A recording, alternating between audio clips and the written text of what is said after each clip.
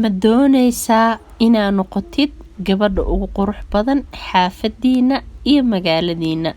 taasoo isku qurxinaysid si dabiici ah. qof walbuu jecel yahay inuu qurux badnaado uuna noqdo qofka ugu qurux badan jir ahaan, muuqaal ahaan, insha Allah korkiisoo idil. maanta waxaan idila wadaagayaa insha Allah wax yar oo dabiici ah, taasoo waqti badan aan ka qaadanaynin. 10 daqiiqo aad ku suubsanaysid, 10 daqiiqana isku quruxsanaysid. sidaas anigana ii qurxisay, adigana sidaas iyo si la mid ah ku qurxinayso, kuwaasoo ah dabiici. waxay maalin walba gabdhaha ay la taagan yihiin meelaha cosmeticska ee kareemada lagu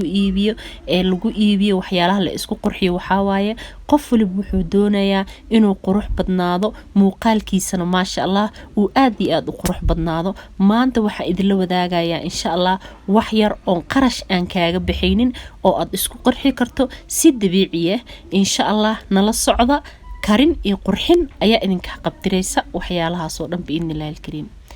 bismillaah, assalaamu calaykum waraxmatullaahi tacaala wabarakaatu. walaalahay qaaliga waa salaam meel walba joogtaan, kusoo dhawaada channelka karin iyo qurxin. karin qurxin maanta waxay idila wadaagaysaa insha Allah wax yar, kaasoo insha Allah aan ku suubsanayno wax aan isku qurxino. halkaas waxaan ku haystaa jeex liin ah, waa liima dhanaan. waxa kaleetoon haystaa malabkaasoo ah malab dabiici ah, maasha Allah. waxa kaleetoon haystaa qaxwo ama kafee,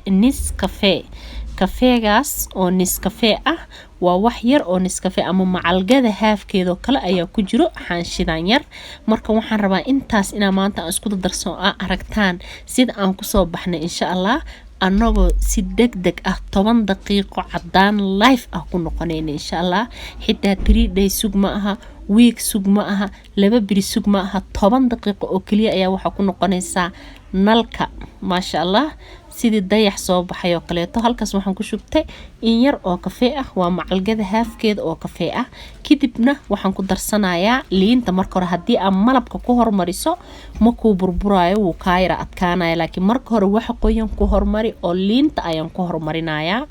haddii marka liinta aan ku mariyo waan ku burburinaya, laakiin haddii aan malabka ku hormarisid wuu kaa kuuskuus ayuu kaa yeelanaya, si fiican smooth kuugu noqonayo, mana kuugu jilcayo insha Allah. in yar oo liin ah, liinta macalgada haafkeeda ama macalga 3 loo qaybiyo qayb kamid ah ayaan ku daray. kadibna waan ku qasayaa, wixii kuuskuus oo dhan ayaan ka baabi'inayaa. ilaa intii karaankayga oo qasi karo 3 daqiiqo 2 daqiiqo hadba intii markaas aan fursad u hayo ayaan qasayaa. si fiican la inta kabaabta. kafeega wuxuu ku siinayaa cadaan dabiici ah. dadka sida joogtada u isticmaala maasha Allah waa laga gartaa, wax loo maleeyaa inay is cadeeyaan. maxaa marsataa ayaa la leeyahay, markaas waxay leeyihiin waxaas dadka ma aaminayaan, laakiin haddaba maanta aamin adigoo u jeedid ayaan si live ah qurux ku noqonaya. aniga dhamaysa fiidiyowgan biidnillaahi alkariim. kafeegi ayaa marka si fiican soo jibinaya. kafeega wuxuu leeyahay bleaching oo kale inuu wajiga ku dhalaaliyo, haaraha inuu kaa baabiyo, waxyaalaha seeliska dhinta inuu kaa saaro, wajigaada inuu nafaqo kuu geliyo. waxyaalo fara badan ayaa kelaysa oo aan la ogeyn. waa aragteen kareemo badan oo ka samaysan qaxwada ama bunka ama kafeega, hadba sida aad u taqaaniin. kadib markii aan si fiican isugu soo qasay, kadibna waxaan ku darsanayaa malabkaas oo asigana macalgada haafkeeda, asina sidoo kale iskan badineyno. alaabtan waxaa isticmaali kartaa 2 biri 3 biri intii kugu filan insha Allah.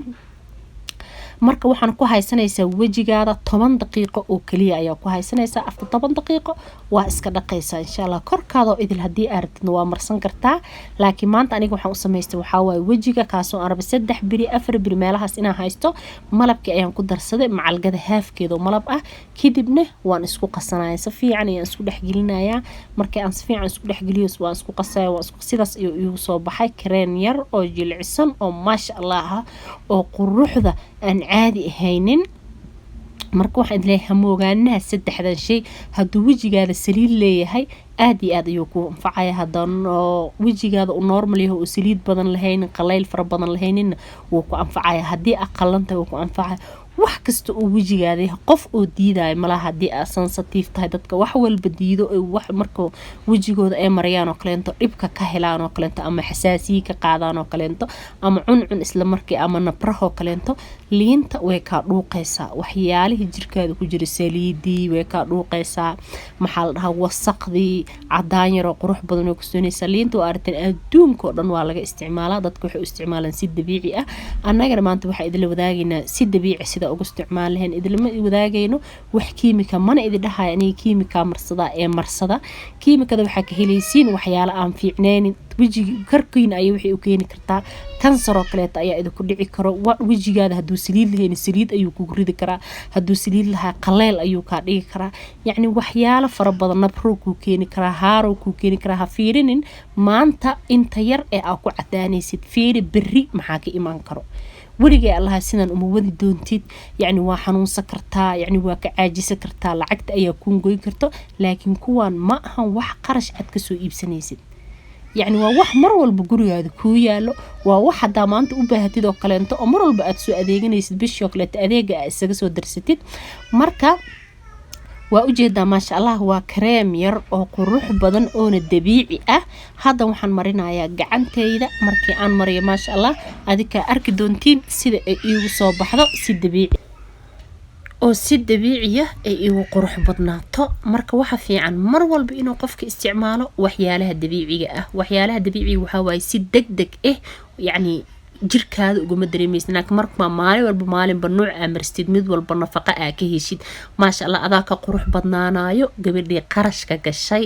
ee kareemada qaaliga soo iibsatay kaas wajigeedana ama jirkeedana oo naafo uu ka dhigayo aniga waxaan dhihi karaa qofka markuu isticmaalo waxyaalaha kiimikada waaba naafo sababta wuxuu naafo ka yahay vitamins uu haysto waa laga baxay sunaa la galiye يا موسى نافع هين قفك سوية هاي هذا مركي أن كرينك جعنت أنكو إسكراب جريسي داس يوكسو بحي أو ذهبي جا أو جولدي جا جعنت مركز صفي عن أساس وإسكراب جريس وحو نقناع يعني ما بالله ملاينا كفاء وحنوع كلاته أيو نقناع ما شاء الله طبعا دقيقة وكلي أيام كسو هاينا مركا إديسو دوية سيداس أي أتاشا كريمكي مركي أمريه كفاء أها طبعا دقيقة كدبنا وان كرقايا ما شاء الله أديك أركدون تير بإن الهدي أد مذوبيت وحوكا دقايا ميدب قروح بدن أو يعني كجري إفتين هدي أد عدات سيدو كليت ميدب قروح بدن هدي أد براون أهد ميدب قروح بدن مالي والبئسكو قرحي وحيالها دبيعي إيجي كده هذا كويالو أن قرشك كاغا باهنينين قروغا هذا كويالو اسكو قروح كرت أدونك هدو ووهرو مري ماش أنك هدا أن كآذي نضدك كآذي عيان إنا يعني مالها سالونة إنا تغان كيميكي وحيالو وجيغ لوغو سو دقايو أدونك ووهرو مري هدا وحجر السالون قفو تغاي واحد دبيعي لو سو مرناي سالون دان ayaa tagta ka waran hadii lagu dhaho wajiga ayaa lagu qurxinaa intaas oo lacag laga qaadaya waxa wajiga lagu marnay ama jirkaada lagu marnay waxa way kafee iyo malab iyo liin waa la yaabaysaa yani laakiin hala yaabin wax la yaab ma laha dadkii waa horumar jirooyinkii way bateen ayadoo sidaas ay tahay ayaa ما شاء الله مركي جروينك مركي اي فربطين waa iska dhaaf waxyaalaha dabiiciga ay dadka dib u noqdeen waa hor barsimaadkii 200-300 sano wax dadka isticmaal jireen dib loogu noqday marka wixii ugu noqdeen waxa faa'iidadii ogaadeen maadaama dadka hore oo xanuunka ku yaraa dadka haddan oo xanuun ku batay waxa la ogaaday inuu yahay waxyaalaha la cunayo wax la isticmaalayo inuu dib ku keenayo haddana waa kana gacanteed markii aan soo mariyay oo aan ka soo dhaqay 10 daqiiqo kadib sidan ayay igu soo baxday quruxda badan ma sha Allah adigana waa noqonaysaa sameeyso ma ana aniga oo kaliya wax ii qaas ah sida u samayso sidaas isi lamida ee ka qurux badan ayaa ka noqonaysa biidnilaahi alkariim hadii aad ka heshid oo ku shaqeeyo isticmaasho oo sidaas ugu qurux badnaad isi ka soo qurux badan aan noqotid xuural cayntii adduunka joogtay ma sha Allah soo duceey biidnilaahi alkariim channelkana insha Allah ku xirnaaw like na noo saar biidnilaahi alkariim wixii talay tusaale aan commenting noogu reeb una share garay asxaabtaada u share garay gabdhaha is cadeeyo adiga naftirkada hadda fiirsanay hadaa tahay qof is cadeeyo ima qaliya qof is cadeeyo hadii aad tahay isticmaal alaabtan waa alaabtaadi sababta aan ku leeyahay alaabtan waa alaabtaadi ayaa waxay tahay wajigaadii uu ka dhimanaya marka waxyaalo kiimika isticmaashid sababta uu dhimanayna waxa waaye vitamins ku jira laga baxsanaya sun ayaa lagu gelinaa markii aan waxaan isticmaashid wuxuu ka ilaalinaya inuu suntii wajiga uu ka saaro waxyaalo vitaminsna uu ku kordhiyo ma fahamtay oo kaa yareeyo waxyaalihii kaaga jiray wax wanaagsan oo wajiga kuu geliyo marka waxaa idin leeyahay insha Allah ku xirnaada channelka karin iyo qurxin si aad si dabiici iyo isugu qurxisaan insha Allah iyo cunooyin qurqurux badan biidnillaahi alkariim oo nooc kasta leh waxaan idinkaga tagayaa salaanta islaamka taasoo ah assalaamu calaykum waraxmatullaahi tacaala wabarakaatu bye bye nabadey